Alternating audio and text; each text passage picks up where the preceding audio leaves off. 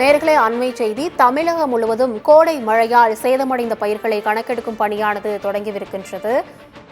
விவரங்களை விரிவாக வழங்குவதற்காக ஜெய்விந்த் இணைப்பில் இருக்கிறார். ஜெய்விந்த், வணக்கம். விவரங்கள் என்ன?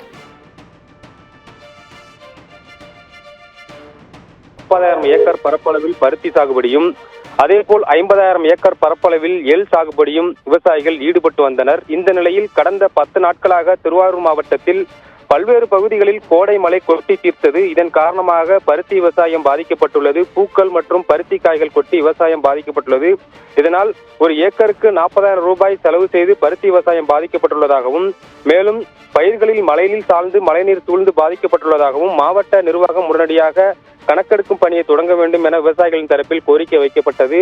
அதனைத் தொடர்ந்து மாவட்ட ஆட்சியர் சாருஸ்ரீ உத்தரவின் பேரில் வேளாண் துறை அதிகாரிகள் கணக்கெடுக்கும் பணியை துவங்குவார்கள் என்று தெரிவித்தனர். அந்த வகையில் திருவாரூர் மாவட்ட ஆட்சித் தலைவர் சாருஸ்ரீ பாதிக்கப்பட்ட பயிர்களை கணக்கெடுக்கும் பணியில் ஈடுபட வேண்டும் என அறிவித்த நிலையில் இன்று திருவாரூர் மாவட்டத்தின் பல்வேறு பகுதிகளில் வேளாண் துறை அதிகாரிகள் ஆய்வு மேற்கொண்டனர்.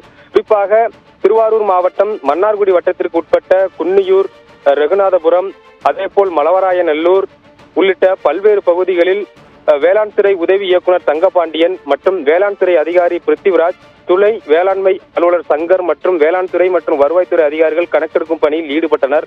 அப்போது வேளாண் துறை மற்றும் வருவாய்த்துறை அதிகாரிகளிடம் விவசாயிகள் தொடர்ந்து பெய்த மழையின் காரணமாக பயிர்கள் அனைத்தும் பாதிக்கப்பட்டு விட்டது, தமிழக அரசுக்கு எடுத்து கூறி விவசாயிகளுக்கு உரிய நிவாரணம் வேண்டும் என கோரிக்கை வைத்தனர்.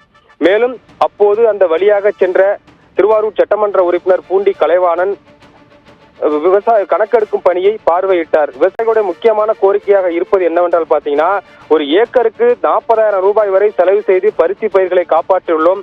அதே போல் எள் பயிர்களையும் காப்பாற்றிய நிலையில் தற்போது இந்த மழையானது எங்களுக்கு மிகப்பெரிய சோகத்தை ஏற்படுத்தியுள்ளது.